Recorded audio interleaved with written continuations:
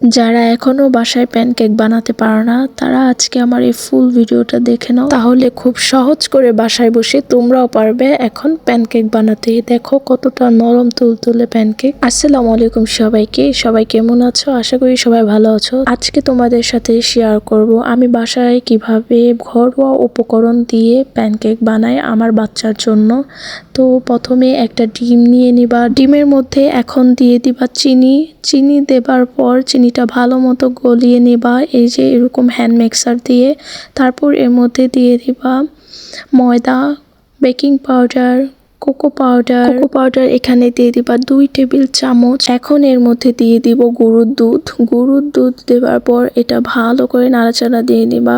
গরুর দুধ আমি প্রথমে কমায় দিলাম যাতে পরবর্তীতে লাগলে আবার দিয়ে নিতে পারি। তো এখন ভালো করে নাড়াচাড়া দিয়ে মিক্স করে নেব। মিক্স করার পরে দেখছি যে বেশি ব্যাটারটা পাতলা হয়ে গেছে, তাই এর মধ্যে আবার ময়দা দিয়ে দিলাম। তারপর যেটুকু দুধ ছিল সেটাও দিয়ে দিছি। আর অবশ্যই তোমরা এই ভ্যানিলা এসেন্সটা দিবা, এটা দিলে আরও ভালো একটা ফ্লেভার আসবে।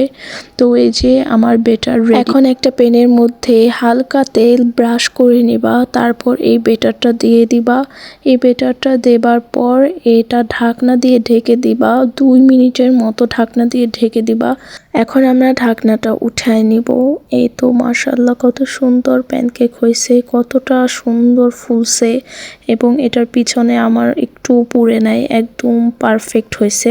আমি এখানে তোমাদেরকে একটু কাছে থেকে দেখাই দিই যে কতটা পারফেক্ট হয়েছে। তোমাদেরকে ভেঙে দেখাই প্যানকেকটা যে কতটা ভিতরে সফট হয়েছে। তো তোমরাও বাসায় বসে এখন থেকে বানিয়ে ফেলতে পারবে এরকম মজাদার প্যানকেক। তো এতটুকুই ছিল আজকের মতো ভিডিও। সবাই ভালো থাকবা, সুস্থ থাকবা। আল্লাহ হাফেজ।